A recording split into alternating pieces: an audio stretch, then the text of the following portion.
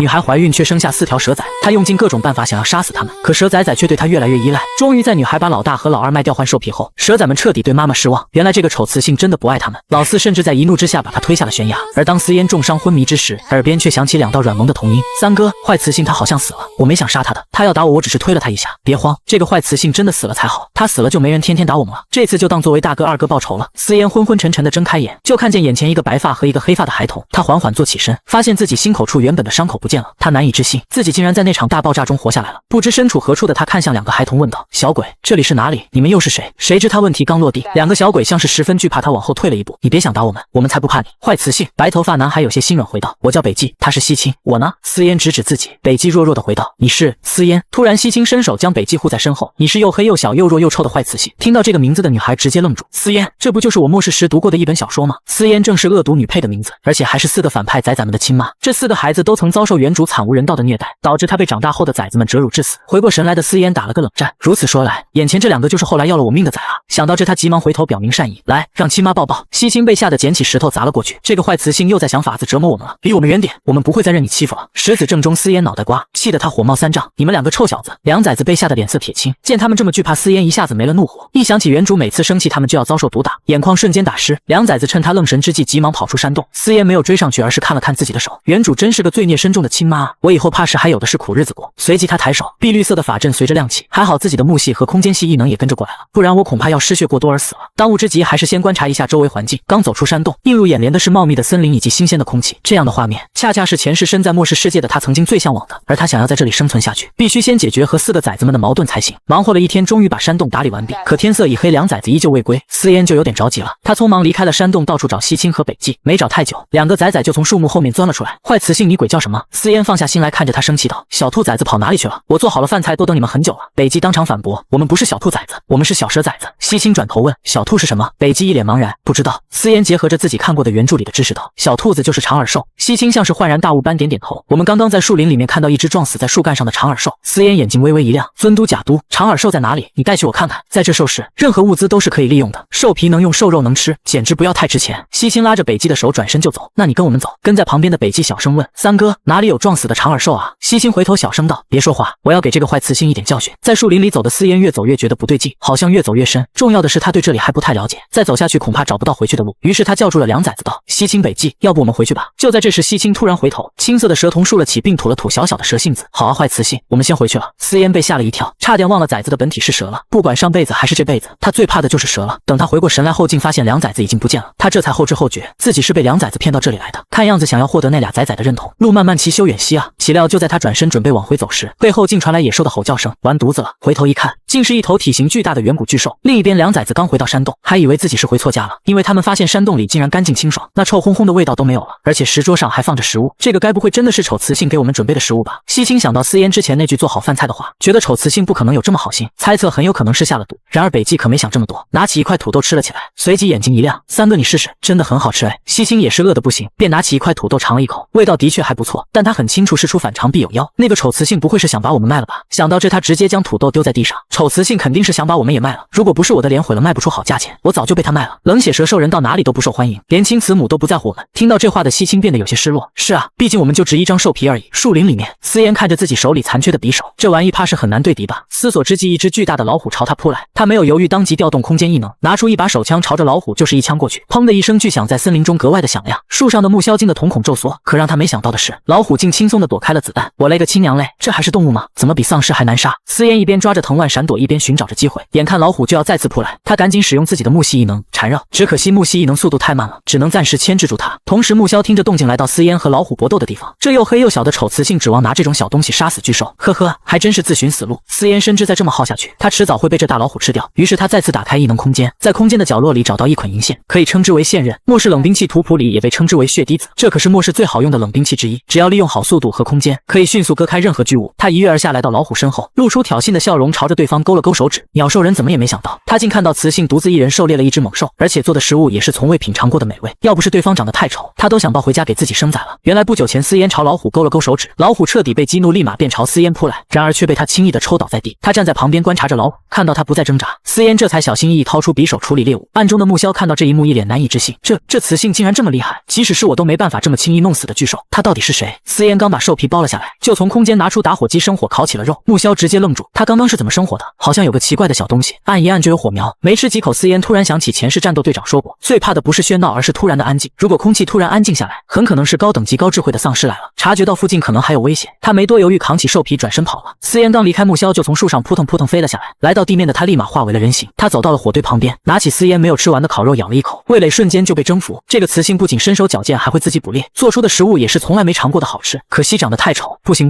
我可不喜欢不好看的东西。另一边，思嫣刚回到山洞，想起自己刚刚险些丧命，就有点小委屈。看到梁崽子还蜷缩在角落睡觉，他就气不打一处来，给我起来！西青警惕地盯着他，你又想干什么？你们睡地上干什么？都给我到床上睡去！梁崽子愣住了，都以为自己是听错了，这个坏雌性让我们睡床上去。见他们愣在原地，思嫣当即将他们揪到草堆上。西青哆哆嗦嗦问道：“坏雌性，你从来不让我们睡床的，你忘记了吗？谁让你们一口一个坏雌性？我是你们亲慈母，叫娘！你们大半夜把亲慈母留在森林里面，我遇到了猛兽，差点就死了，你们知道吗？”西青诧异：“不可能，我们带你去的那片小树林是安全区，除非你自己走错路了。”思嫣一愣，他是个路痴，确实有可能是自己瞎窜跑到危险区了。不过那又怎么样？把亲慈母放在小树林里就对了吗？你们就觉得自己没有错了吗？今晚你们都得接受惩罚。说着，他自顾自地躺到草堆上。今天开始，你们和我一起睡床，还有你们要为昨晚的事情跟我道歉。话落便不再搭理他们，直接睡去。这让北纪觉得，或许丑雌性也没有那么坏。实际上，昨天一回山洞，看到山洞都清理干净了，还看到山洞里有火有食物的时候，他第一次体会到了什么是温暖。想到这，他轻轻地说了声对不起。听到他道歉，西青愤怒呵斥：“你这个叛徒，跟他道什么歉？小心他起来把咱俩赶出去！”话落，梁崽子齐齐回头，见亲娘没被吵醒，两人悄咪咪地抱了点食物和兽皮，果断开溜。第二天，思嫣刚睡醒，发现装肉的罐子和兽皮都不见了。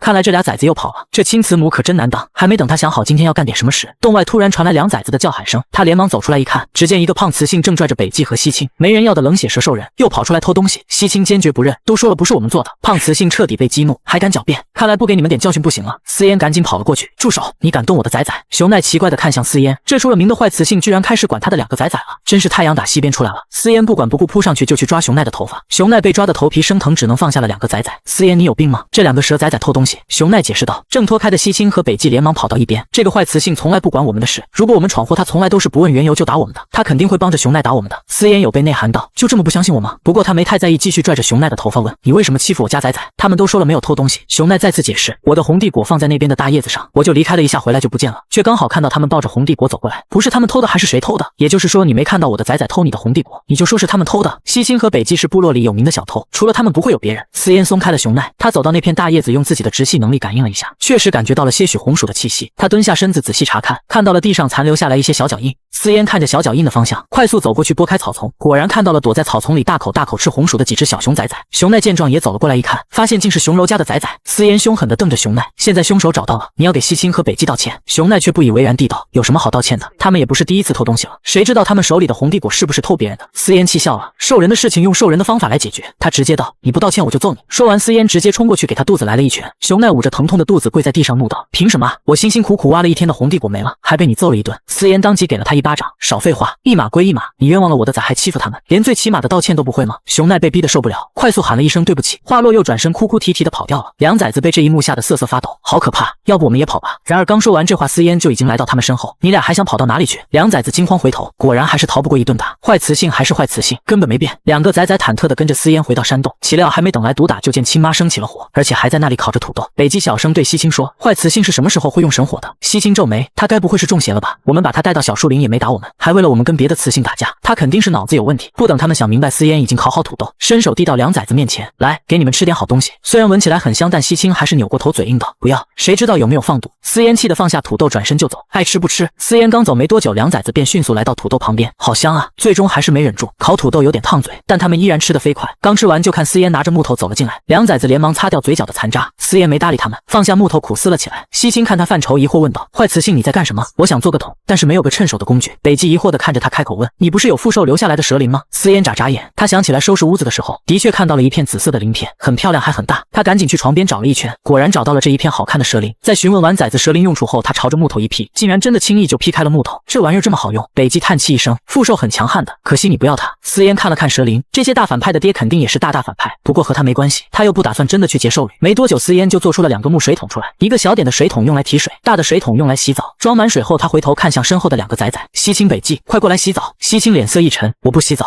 思嫣脸色一黑：“不洗澡晚上没饭吃。”西青哼了一声：“坏雌性，要么打他，要么饿他，反正反反复复就这几招，不吃就不吃。”思嫣有点生气，不再理他，扭头看向北极：“北极，过来洗澡吗？”北极犹豫了一下，走上前。西青看着北极，感觉自己被背叛了一样，大喊：“北极！”狼兽人第一次见到穿越过来的女孩，毫不犹豫就提出要一起造娃，然而女孩却丝毫没给对方好脸色，带着自己2个崽转身就走。原来在思嫣提出帮北极洗澡后，她先是帮崽子洗了头，接着又帮他清洗了一下全身。洗干净之后，小正太白白嫩嫩的皮肤和牛奶一样，看着思嫣心态萌爆。西青就这么直勾勾的看着思嫣给北极洗澡，看完扭过头羡慕又嘴硬的冷哼一声。思嫣给自己换了一桶水，然后找来几片大叶子将山洞口遮蔽了一下，舒舒服服的泡了个澡。洗完之后，他抬手施展空间异能，从空间里拿出一件他末世时穿过的衣服。思嫣刚穿好了衣服，2个崽崽齐齐的盯着他看，厚厚的泥巴洗掉，思嫣的皮肤竟是和北极一样的奶白色，五官精致小巧，特别好看。这还是坏雌性吗？什么时候变得这么好看了？他从哪里拿出来的衣服？这一身看起来好奇怪呀！思嫣正要出去倒洗澡水，西青却在这时快步上前抓住了他。坏雌性，你不能出去！你想再多几个雄性兽人伴侣吗？你出去会出事的。这话让思嫣恍然大悟，他只顾着洗干净了，忘记这里是狼多肉少的原始部落了。他可不要什么兽人伴侣。于是他又拿出镜子和黑色粉底，在自己的脸上乱涂乱画了一番。不料这时一旁的北极突然哭了起来，思嫣回头就见他抱着肚子跪坐在地，他急忙上前关心问道：“北极，你怎么了？你别吓娘亲！”北极哭着抓住思嫣的衣服：“娘亲，我可能要死了，死了之后你会不会忘记北极？”原来刚刚他拉的臭臭发现里面有虫子，而且现在肚子特别痛。思嫣一下子就明白了，这里的兽人都是吃生水生肉，因此兽人的体内爆发虫子也是很正常的事。想到这，他立马背起北极：“别害怕，我们去找巫医。”北极摇摇头：“没用的，如果兽人还没有修炼到绿金的实力，就得了虫子病的都很容易死掉，尤其是崽崽。”思嫣让他不用担心，就算巫医不行，他还有其他办法。没多久，思嫣带着北极找到岩香部落的巫医。岩香部落的巫医是个老雌性，名叫梅文，是个外来的梅花鹿雌性兽人。思嫣当即表明来意：“巫医大人，我家崽崽生了虫子病，我们是来求药的。”梅文一愣，他怎么回事？带着蛇兽人崽崽还打扮得如此奇怪。他遗憾地叹了口气：“回去吧，虫子病我看不了。”思嫣着急地道：“你能不能想想办法？只要能给孩子治病兽皮不是问题。”梅文无奈道：“不是我不想治，而是整个兽氏大陆都被虫子病困扰，至今也没听说谁能治好虫子病。想要治好虫子病，只能尽快突破绿金。言尽于此，你们回去吧。”思嫣转头看向北极：“你别担心，一定有办法的。娘亲会想办法治好你的病。”回去的路上，他一直在思考绿金的问题，到底要怎样才能突破。路过部落中心的时候，突然窜出来一个身高2米的雄性兽人，美丽的雌性，可以和我交配吗？思嫣本来心情就有点低落，听到这无理的话，直接就让他滚了，然后拉着北极和西青快速往自己山洞的方向跑。北极回头看了一眼，尤其疑惑，刚刚突然出现跟娘亲求偶的雄性，好像是岩香部落第一勇士泰森。然而思嫣殊不知，被拒绝了的泰森并没有失落，反而还露出意义不明的微笑。这边思嫣看着一蹶不振的崽崽，微微蹙眉，在他的时代，蛔虫这种病早就解决了。他大学的时候修的是植物专业，他隐约记得自己以前看过可以驱虫的植物，他用力回想却想不起来。一整天下来，不管在干什么杂活，他脑袋里都在思考这个问题。终于在他打扫的时候想起来了，南瓜子，是南瓜子。他立刻来到2个崽子面前，画出南瓜的样子，问道：“这个植物你们看见过没？恰好在小溪下游那边就有。”西青见过这个。就这样，母子3人一起去摘南瓜，等回来时已经带了满满一筐。北极的虫子病有救了，咱们一起吃，把不干净的都排出来。西青狐疑的看向北极：“巫医都治不了的病，这个坏雌性居然可以。”北极呆住，不知道哇。小蛇仔得了虫子病，马上就要死了，寻求部落里的巫医都束手无策。可让他怎么也没想到的是，自己的娘亲只是煮了一顿晚餐，就能治好部落里无人能医的疾病。原来就在前不久，思嫣将南瓜子洗干净晒干后研成粉末，冲水后和南瓜汤一起给北极喝。北极接过椰子碗没有犹豫，一口喝了下去。然而西青接过碗后却有些犹豫，这玩意该不会有毒吧？直到他看坏雌性和北极都喝了，于是自己也喝了一碗。几分钟后，3人都感觉肚子疼了，他们一起蹲草丛拉了很多。北极拉的最多，人有点虚弱，但眼睛却亮了。娘亲的药好像有效，那是不是就是说他不会死了？西青依旧嘴硬冷哼一声，肯定是误打误撞。思嫣一把将他抱了起来，别管我是不是误打误撞，但现在我要带你们去洗屁屁了。洗干净后，思嫣打算把南瓜移植到院子里来，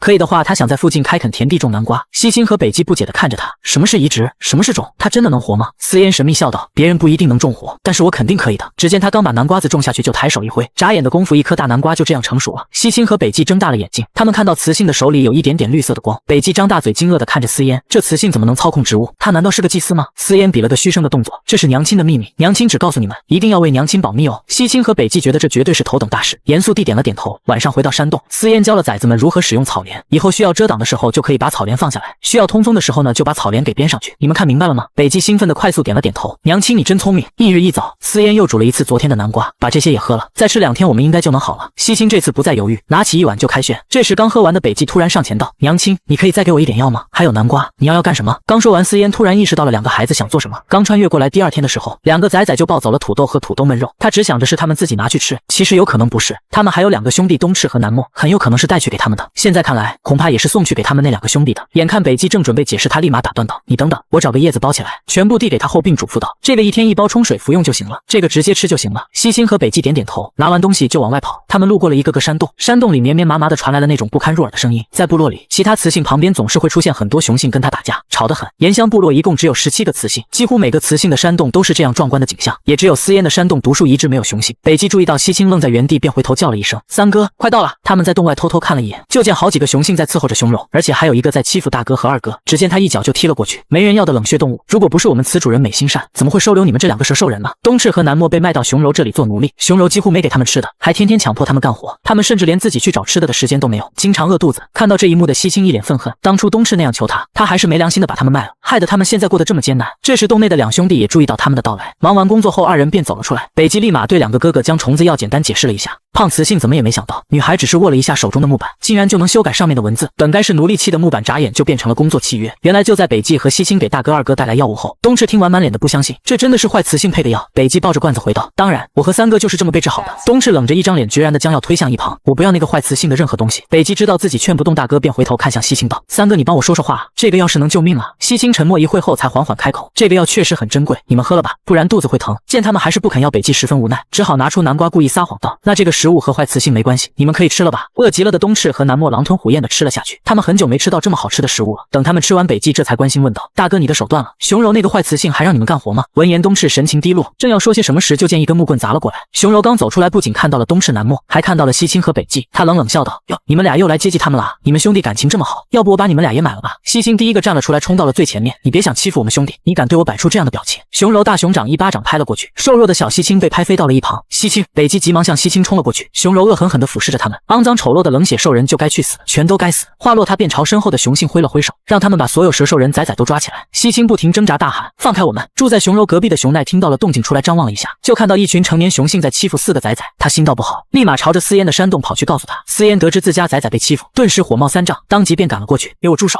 你们要脸吗？司烟挡在了4个崽崽的身前，一个人面对一群雄性兽人。司烟，你来的正好。熊柔从一旁走了出来，丢给司烟2张兽皮，你另外2个崽崽我也打算买了，给你2张兽皮。司烟愤怒的一脚踩在兽皮上：死肥熊，我的崽崽一个都不卖，我今天过来可不仅仅是要接西青北极回去，东赤和南漠我也要接回去。熊柔听到死肥熊3个字后气得不行，丑陋瘦小的雌性，你是嫉妒我健康的身体吗？司烟不屑地盯着他：老娘这辈子都不想长成你这样，你也不看看你自己，你现在就是一坨肥肉。熊柔气得不行，当即把矛头指向4个崽崽反问：你不是也讨厌蛇兽人崽崽吗？蛇兽人崽崽生来就是该被嫌弃被唾弃，我帮你教训他们，你该感激我不是吗？闭嘴！司烟怒喝一声，快步冲到他面前：今天无论如何，东赤和南漠我都要带回去。熊柔冷笑一声：你当时亲手在木板上写的奴隶契，你难道忘了是你亲手把他们卖给我的？司烟可不会轻易承认，我可真不记得有这东西，证据呢？熊柔转身笑道：不记得没关系，你跟我来看一下就知道，让你彻底死心也好。北极担心司烟，便走到他身边提醒道：娘亲，危险！他一声娘亲让东赤蹙起了眉头：你喊他什么？他配吗？你就喊。北极怯生生的解释：可他现在在保护我们，这是我做梦都不敢想的事。山洞内，熊柔让雌性们把奴隶契找出来。司烟等待的同时，发现身后的架子上有个盐罐，他不着痕迹的过去，悄悄打开了空间，将一大罐盐整个装了进去。死肥熊欺负了我的崽崽，一定得付出点代价。没多久，一个雄性大声喊道：死主，奴隶契找到了。熊柔将木板递到司烟面前：你看清楚了，这可是你亲手书写的将你的崽子卖给我当奴隶的证明。司烟接过了木牌一看，的确是东赤和南漠的卖身契没错，前身到底是疯癫成什么德行，才这么狠心卖了自己的崽子？他紧紧盯着木牌，手指间萦绕着绿意，渐渐的木板上的文字竟发生了变化。就在这时，司烟突然抬头质问：熊柔，你不识字吗？说着他拿起木牌晃了晃：这不是奴隶契，这是工作契约，这不可能。熊柔一把抢过木板，看着上面的文字，一脸难以置信。司烟淡淡笑着围着熊柔转：我只答应将东赤和南墨借给你10天，挣2块兽皮，可你却让他们为你工作了几个月不还，你是不是该给我补偿啊？熊柔气得将木板捏碎。我知道了，是你在搞鬼是不是？你居然敢戏弄我，我要杀了你！他当即一声令下，让雄性们杀掉司烟。为了拯救自己4个蛇仔，司烟独自一人闯入熊兽人的领地，可他怎么也没想到，熊兽人不仅要抢走他4个蛇仔，还要将他当场做掉。眼看他们就要动手，司烟当即拿出匕首准备对敌。然而就在这时，一个老陈的声音忽然响了起来：“都住手！”司烟回头，只见村长和巫医正站在山洞门口。你们在干什么？司烟从容地笑着看向村长。村长，我不过是想要带回我的崽崽而已，他们的工作契约已经到了期限，不该再继续给熊柔当牛做马。熊柔愤怒地指着司烟大喊：“你这2个崽崽分明就是你卖给我的奴隶，而且也根本不是工作契约，是奴隶契！”司烟冷声质问：“你口口声声说是奴隶契，那么奴隶契呢？”这话直接就把熊柔问愣住了，毕竟现在的他可没有任何证据。司烟立马卖惨道：“村长，当初他用2张兽皮买我崽崽给他打10天的工，如今10天早已过去，他却非要指鹿为马说那是奴隶契，现在他恼羞成怒，还想让他的雄性杀我。村长你也知道我身边没有雄性，我好欺负。”村长听完当即便让熊柔放了2个崽崽。熊柔一脸着急，可他们是蛇兽人崽崽，村长你也知道，我最喜爱的第一个伴侣就是蛇兽人搞死的。熊柔，他们毕竟只是司烟的崽崽。突然间，熊柔的一个雄性大声喊：“此主不好了，我们的盐不见了！”在兽食盐是极为短缺但必须要的重要物资，雄性们可以通过喝血解决盐分需要，但雌性和出生不久的幼崽是需要直接食用盐的。司烟也没想到，他们居然这么快就发现盐没了。熊柔几乎是立刻瞪向了司烟：“小偷！村长，他偷走了我家的盐，他们一家都是小偷！”司烟冷笑几声：“指控人可是需要证据的，否则你就是污蔑。更何况你怎么就觉得不是你自己的雄性偷走了？”熊柔成了一只暴躁的肥熊：“就是你偷的，给我搜！盐就在他身上，我凭什么给你搜？怎么，你心虚了？因为你偷了我们的盐，所以不敢让我们搜。”司烟转头对村长道：“村长，部落里污蔑人需要惩罚吧？不然部落里任由一张嘴都能给别人泼脏水了。”村长问他想怎么做，司烟当即提出要求：“如果我身上没有熊柔的盐，我要求熊柔赔偿我2张兽皮，并且给我赔礼道歉。”熊柔气得脸色通红：“好，来就来，盐一定在你身上，但如果我搜到了盐，你的4个崽崽都归我了。”司烟爽快应了下来：“不过不能让你这个肥猪搜，我嫌恶心。”说完，司烟笑呵呵地看向了巫医梅文：“巫医大人，您的公信力高，麻烦您来搜身，这样熊柔也能服气。盐在异能空间里，巫医自然搜不出任何东西。”可等巫医说他的确没有在司烟身上搜到盐后，熊柔瞪的眼睛都圆了：“这不可能，一定是你做的！”够了！村长的呵斥声让他闭上了嘴。这场闹剧到底还要持续多久？既然巫医搜过身，就证明司烟没有私藏你的盐，愿赌服输，履行你的承诺吧。司烟微微浅笑：“难不成你想耍赖？”说着，他伸出2根手指，2张兽皮1张都不能少。熊柔咬牙切齿，只好让雄性们拿来2张兽皮给司烟。司烟拿着兽皮懒懒散散地挥了挥手，让4个崽子们跟他一起回家。回去的路上，东赤一瘸一拐，司烟停下了脚步，回头看了他一眼。不久前，巫医告诉他东赤的胳膊折了，没有及时休养，估计好不了了，而且还给了些药，让他先拿去用，能暂时缓解疼痛。司烟为了感谢，便将白捡来的兽皮送给了他。司烟缓缓走到东赤面前：“你还能走吗？”听到问话的东赤没有做任何回答。司烟叹了口气，一把将他抱了起来。被司烟抱着的东赤一脸不可置信，这坏雌性又要搞什么鬼？他觉得肯定又是不安好心。回过神的他拼命挣扎：“我不要你抱，坏雌性你放开我！”司烟劝他乖点别闹，然而却被他咬了一口。眼看他还在不断挣扎，司烟只好将他拎了起来：“你再乱动，连这世上最厉害的巫医都没办法保住你的腿了，那也不要你管。”东赤气急一时气血攻心，结果他刚站直身子，就软绵绵的倒了下去。为了给自家的蛇崽子正骨，司烟竟决定先给他打断后再重新固定上，只因蛇崽子已经错过了最佳的治疗时机，如今的骨头已经长歪了。可蛇崽子却一点都不相信他，觉得坏雌性肯定是要折磨他才这么做的。原来就在东赤一气之下晕厥过去后，司烟头疼的不行。果然熊柔那边不是最难解决的，最难解决的还是家里的几个崽子。夜晚回到山洞的司烟帮南墨处理了一下伤口，这让南墨有些诧异，坏雌性以前是这么温柔的人吗？刚处理完其他崽子的他立马看向东赤，东赤这情况仅仅依靠他自己恢复肯定不行，看来他得用自己的异能了。想到这他立刻道：“西青，你去把帘子拉上。”西青二话不说连忙拉上了帘子，有了草帘的遮挡，司烟再不避讳，他双手轻轻搭在了东赤断裂的腿骨上，绿色的木系异能释放了出来。木系异能有恢复的功能，正在一点一点的恢复东赤的腿骨伤势。一旁的3个崽崽眼睛一眨不眨的看着司烟，第一次见到的南墨十分意外，坏雌性他其实是个祭司。西青和北纪却是满心疑惑，给植物用的绿光怎么用在了大哥身上？经过司烟的治疗，东赤似乎好受了许多。看到他醒来，司烟轻声问：“手臂断裂几天了？”然而东赤闭着眼睛抿着唇，依旧不肯说话。司烟只好回头询问北纪，北纪连忙回答：“娘亲，大哥的胳膊已经断裂了15天了。”司烟心里一沉，东赤的手臂没有固定，现在长好的胳膊是歪的。他闭了闭眼，压下心里的苦涩道：“东赤，娘亲给你正骨，你同意吗？”东赤立刻抬头，眼里写满了嘲讽和不信任。坏雌性，我警告你，别想再动我，我是生是死都和你没有任何关系。一旁的西青平淡地问：“正骨是什么？”司烟指着东赤的腿缓缓道：“正骨是将骨头打断了重新固定，就跟你的腿骨一样。”东赤眼皮子颤抖，果然坏雌性并不是想帮他，他是想折磨他，让他更疼，让他生不如死。司烟一把抓住他的肩膀：“娘亲给你正好骨，你如果恨娘亲，将来你就用这只手揍娘亲，好吗？”听到这话，东赤弱弱道：“你问我干什么？你想做什么不都是自己就去做了吗？”司烟看着这个对他十分仇恨的崽崽，他想他应该是真的很想杀了他的，毕竟原著里原身就是被大儿子东赤毙了命的，还是先把他治好再说，毕竟以后的事谁也说不准。眨眼间，他的手已经澎湃着绿色的木系异能了，他给东赤一捆干草咬住，充满木系异能的手握住了他扭曲的胳膊两头。东赤，你别做梦了，我告诉你，你这辈子都杀不了我，你再恨我，你都杀不了我。随着司烟一用力，东赤痛得紧咬干草，浑身冒汗，下一刻便晕厥了过去。等司烟治疗完，北纪急忙担心的问问：“娘亲，大哥他怎么样了？”思嫣也担心道：“不知道今晚会不会发烧，只要不发烧就没事。”第二日，思嫣从后山小树林里回来的时候，北极突然急匆匆地跑了过来：“娘亲，大哥不见了。”思嫣略感意外，断手断脚也要离开我，真是我的好崽崽。南漠身体没恢复好，继续在家养伤。西青、北极，你们负责把他给我带回来。冬至的手脚才固定3天都没长好，再乱动恐怕是要废了。北极立刻点头：“好的，娘亲。”西青表情淡淡，被北极拉着手就往外走。思嫣知道，如果自己去找的话，那个崽子肯定不会回来的，所以只好让崽崽们去劝了。就在这时，熊奈气喘吁吁地跑到了山洞前，大喊：“思嫣，你在干什么呢？”村长喊大家集合，雌性也要过去。思嫣放下了手中的笤帚，眼尾扫了一眼躲藏着的南漠的方向，跟着熊奈走出了山洞。路上，熊奈这才解释了起来，原来是村里的圣火熄灭了。圣火就是大家的精神灵魂，圣火熄灭，大家都跟失了魂似的。思嫣这才知道，这个时代的文明还没有到能随意生火的地步，这让他很好奇，那之前的圣火是哪来的？熊奈诧异：“你居然不知道？圣火是兽神大人的恩赐。万寿城大祭司说，拥有了圣火洗礼的崽崽们才能健康长大，圣火熄灭后部落将走向衰亡。”思嫣懒散地哦了一声，没太在意的样子，这让熊奈有些气闷，当即补充道：“你知不知道部落衰亡了我们会怎么样？尤其是你还没有雄性保护，最后说不定会被野兽分食了。”说话间，两人已经到达岩乡部落兽人聚集的地方。思嫣一眼望去，就看到熊奈身边围着10几个雄性，只有他一个人孤零零地站在那里。身为一个雌性，显得非常特别。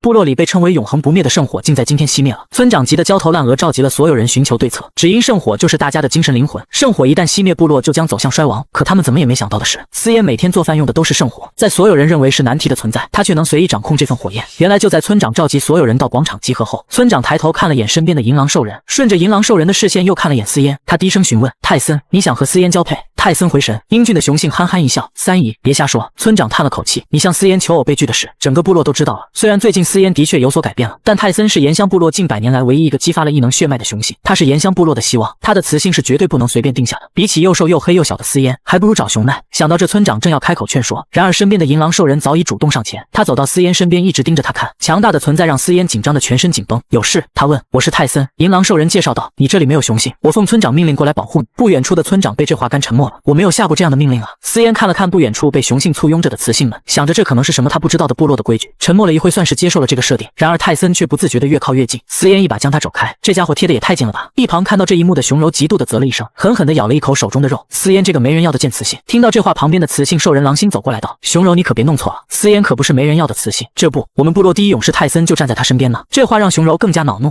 等着瞧吧。就在这时，北极从一旁的草丛中冲了出来，他凑近到思嫣耳旁，焦急地道：“娘亲，我们找到大哥了，大哥要复仇，他要烧掉熊柔的山洞。”思嫣一愣，东赤手里现在有火，有火其实并不奇怪，思嫣的山洞里一直保持着小火种燃烧着，方便随时做饭做菜。东赤的火一定是从家里取的。思嫣明白北极的意思，圣火熄灭，东赤的手里却有火，如果东赤的这把火放了下去，圣火是如何熄灭的这件事情就完全说不清了。思嫣的眼睛眯了又眯，他牵起北极的手，快步往熊柔家的方向跑去。岩乡部落的大部分兽人都还在广场，熊柔家门口现在没有兽人了。西青畏惧着东赤的火把，但依旧拦住东赤道：“大哥，你别冲动。”东赤冷漠地看着西青道：“熊柔欺负我们兄弟，辱骂我们兄弟，我现在手断了脚也断了，不死也是一个废人。我烧了他的山洞，为咱们兄弟报仇，仇报完了拿我的命赔给他就是。反正我是个被人讨厌的冷血蛇兽，在兽人的世界，断手断脚的迟早会被遗弃。”听到这话的西青也不知道如何劝说大哥，他不明白他们兄弟的日子为什么会这么的苦。好在这时思嫣赶了过来：“我的崽崽还真是挺有出息的，小小年纪就敢学别人放火。”东赤的眼皮子轻轻一跳，他没想到坏雌性竟然会过来这里，但他清楚自己已经被卖了，所以做的是对是错都和思嫣没有什么关系。思嫣见他犹豫，连忙挡在他的身前。东赤低着头冷淡道：“我放火和你无关。”思嫣看着眼前的少年，又生气又心疼，他蹲下身子劝说道：“东赤，你想烧的不是熊柔的山洞，你想烧的应该是我。你若有胆，等我上前，你就烧了将你卖给熊柔的我。”东赤被压得难受，朝着思嫣大声喊：“我是想烧了你，我就是想烧了你，为什么要卖了我？我不害怕没有饭吃，我不害怕挨饿受冻，我也不害怕挨打，可是你为什么要卖了我？”思嫣握住他的肩膀，保证道：“我不会卖你的，再也不会。”东赤一把将他甩开：“我不相信你，你已经将我卖了，坏雌性！”说着，东赤转身举着火把就要烧掉熊柔的山洞。思嫣飞速越过去，一把将东赤抱住。然而这时，东赤手里的火把不稳，掉落在了干燥的草地上。雌性只是让部落里的圣火重新点燃，银狼兽人便对他升起了爱意，甚至只是看到雌性无意间的一个微笑，他就暗自发誓一定要保护好她一辈子。原来就在东赤的火把掉在干草堆上后，仅一瞬间大火蔓延开来。思嫣一把抱着东赤就往后跳，将东赤放在北极身边后，立刻拿起一旁的一整张兽皮就往火堆上扑了过去。“娘亲，别过去！”北极大声喊。思嫣不理不睬，他挥舞着兽皮卖力扑火，然而火势达到了一定地步，用普通的扑火方式压根不行。就在这时，一阵难听的尖叫声突然响起：“思嫣，你个杀千刀的坏雌性，你居然敢偷圣火火种，还用圣火烧我的山洞！大家快来看啊！”啊，是思嫣偷了火种，可怜我的山洞啊！熊柔的嗓门特别大，兽人们的听力又特别好，于是很快村长和泰森来了。村里的各个雄性们都到了，泰森皱了皱眉，当即向着思嫣冲了过去。思嫣没搭理他们，继续在扑灭火焰，可火太大，光是用兽皮怕是没法扑灭。好在他看到旁边有个簸箕，便急忙用簸箕铲起沙子撒了过去。慢着，村长刚想叫停思嫣，然而火苗早已彻底熄灭，他趴在地上哭得撕心裂肺。熊柔见火熄灭，立刻大步走上来骂道：“思嫣，你果然是个坏雌性，你居然敢偷圣火，还敢用圣火烧我山洞！岩香部落不会放过你，村长会惩罚你和你那4个讨人厌的蛇崽崽，必须离开岩香部落。”一旁的狼星顺势应和，偷走圣火，熄灭圣火。思嫣，你怕不是别的部落派来毁灭我们岩香部落的奸细？狼星的话说完，部落里的兽人们面面相觑，连带着看思嫣和他的崽崽们都不友善了起来。就在这时，泰森上前一步挡在思嫣身前：“村长，思嫣不是这样的雌性。”这一举动让其他雄性们都看不下去。泰森，你还护着他吗？你不要被这个瘦小的丑雌性给骗了，他可是个能卖了自己崽崽的坏雌性。他平白吃了部落那么多年的粮食，今天却擅自熄灭圣火，你难道不知道圣火的重要性吗？泰森微微蹙眉，他可是听梅文说了，思嫣只是让崽崽出来工作而已，兽人工作从来都不是丢人的事情，那是被人承认证明自己的能力和价值的方法。熊柔见大家的情绪都被挑动起来，立马高喊：“驱逐思嫣，必须驱逐思嫣！”东赤看着眼前的这一幕，心脏乱成了一团。事情明明是我干的，怎么都算在了坏雌性头上？还有什么圣火？他不明白怎么回事。他起身正要走过去时，却被北极一把抓住：“大哥，你不能过去，我们要相信娘亲，她一定会有办法的。”果不其然，思嫣冷冷地看着这一幕，嘴角微扬：“如果你们将我驱赶出岩香部落，恐怕就无法在1天之内重燃圣火了。”悲痛的村长听到这里，突然像活了一样，他连忙追问思嫣是什么意思。思嫣淡淡一笑：“圣火还并未熄灭，但是如果你们想要我走，他估计很快就会彻底熄灭了。”村长立刻拽着思嫣：“你说圣火并未熄灭，什么意思？你能重燃圣火？”思嫣叹了口气：“我能灭它，自然能够让它重新燃烧，只可惜离开了这里，我就没有办法重新点燃圣火了。”熊柔急了，立马劝村长不要上当，他就是个诡计多端的坏雌性。然而村长却愿意相信一次，并保证只要能点燃圣火，部落就没人能赶你走。思嫣冷冷地看着熊柔：“行，我可以点燃圣火，但是我要他永远离开岩香部落，部落里的雌性太少了。”这话一出，让村长也拿不定主意。虽然熊柔她脾气坏，但她好歹是个稀缺的雌性。见村长犹豫不决，思嫣转身就走：“村长，我也不想为难你，既然你不能赶走熊柔就算了。”村长急切地拉着他的手：“思嫣，帮部落重燃圣火吧，你可以换一个条件。”眼看目的达成，思嫣也不再为难村长，他昂起了脑袋，高声道：“兽神在上，哪怕岩香部落不能满足我的条件，我也会将圣火重燃。”话落，他笑着看向旁边的泰森：“泰森，你是兽神的勇士，你能帮忙重燃圣火吗？”他这不经意的一笑，却深深撞入了泰森心里。他只感觉仿佛一阵香气扑来，心中乱跳，神魂颠倒。泰森看着眼前瘦小雌性，恍惚地点了点头，道：“当然。”思嫣向他招了招手：“那你靠近一点。”接着他凑到泰森耳边小声呢喃着：“泰森，听明白了吗？”思嫣歪着小脑袋确认。泰森很想摇头再听一遍，但是他还是点了点头。随后他直起身子找来一些干草，找到了思嫣说的火星子，用干草轻轻接触，然后轻轻吹气。下一刻，火焰竟真的如同思嫣说的重燃了。在场的兽人们激动大喊：“烧起来了！居然真的烧起来了！”思嫣拿来一根木棍，点燃后交到村长手里，众兽人纷纷兽嚎了起来。岩香部落有救了！唯独熊柔和狼星气得咬紧牙关。泰森眼睛一眨不眨地望着思嫣，只觉得她美好而单纯。在这危险的兽世，身边连个守护的雄性也没有。泰森暗自发誓，自己必须保护好她。女人怎么也没想到，不久前还恨不得想要杀了他的崽子们，如今竟在争宠帮忙一起干活。而更让他意外的是，那个非常傲娇的崽子也试图想要加入讨宠。原来在解决完村里圣火的事情后，思嫣带着4个崽崽回了山洞。他看着东赤倔强的背影，忍不住调侃：“拿火烧人山洞的胆气哪里去了？回到家连看我一眼都不敢啊！”东赤一直都没有说话，小小的肩膀颤抖着。思嫣忽然意识到不对，连忙上前：“怎么了？不用你管。”东赤掀开了兽皮，将自己藏在了兽皮下面。北极为了化解这紧绷的气氛，上前道：“娘亲，我肚子饿了。”闻言，思嫣只好和北极以及西青一起去烧饭了。到了晚上，东赤依旧一动不动，也没有吃，他该不会将自己给饿死闷死了吧？下一秒，东赤整个人腾空了起来，回头一看，自己已经落入思嫣怀中。来，张嘴！说着，一个小木勺就伸在了他面前。东赤下意识地张开了嘴，然而就在思嫣的小木勺放入了他的口中，他一口吃下了饭之后，心里突然又生出了一股屈辱感，立马费力挣扎，大喊：“我不要你喂！坏雌性，你这个天底下最坏的雌性！”思嫣凑近黑暗的一笑：“哪怕你觉得我是个坏雌性又如何？我告诉你，我不仅逼你吃饭，我还会逼你喊我娘亲，试试看！”东赤一边被投喂，一边愤怒地捶他：“坏雌性，你等着，等我长大了，我一定会报复回来的。”第二天早上一起来，思嫣就开始折腾出去打猎的东西。北极见他起这么早，疑惑问：“娘亲，你要干什么？”思嫣浅浅笑道：“我去狩猎。”一旁的西青还以为自己听错了，重复道：“狩猎。”在他的认知中，雌性是不可能狩猎的，狩猎都是雄性兽人的工作，所以他觉得坏雌性可能是要丢下他们跑路了。思嫣猜到他们的心思，摸了摸北极的脑袋道：“放心，娘亲有办法狩猎的，晚上就回来。”思嫣离开后，西青在山洞里生着气：“我就知道坏雌性又不要我们了。”北极心里也很忐忑，但还是劝道：“大哥、二哥、三哥，你们如果想留下娘亲，就要对娘亲好一点。”不可能！西青扭过头，态度坚决。北极看到西青用头发遮住的半张脸，也不知道该怎么安慰西青，最终还是选择了沉默。另一边，思嫣正在采摘麻痹果，这种果可以拿来做麻药。在他回去的路上，他居然还找到了一个1人高的巨大莴苣，扛着莴苣的他心情格外美好，因为他觉得晚上的晚饭有着落了。路过他出门那会布置的陷阱时，本来没抱什么指望的思嫣竟看到陷阱塌了。过去一看，竟见一只长耳兽在陷阱里东撞西撞出不来，对着可怜兮兮又无辜又萌的长耳兽，思嫣的脸上露出了满意又邪恶的笑容。满载而归的他刚回到山洞，西青和北极立马就冲了过来，看到娘亲竟然带回来这么多的食物，北极高兴坏了。西青意识到自己路出了什么表情后，立刻低下头将脑袋偏向一旁，内心告诉自己并没有期待坏雌性回来，从来也没有。思嫣将大莴苣放在地上问北极和西青，你们会揉制兽皮吗？北极立刻扬起笑脸，娘亲我会。思嫣用蛇鳞小心包长耳兽的兽皮，一边包着一边感慨，太厉害了，这蛇鳞怎么这么厉害？看到娘亲这么喜欢蛇鳞，北极开心道，娘亲你等北极长大，北极突破到紫金兽人，到时候北极的蛇鳞给娘亲用。西青站得远远的，他之前的感觉没有错，北极这个叛徒真的在讨宠，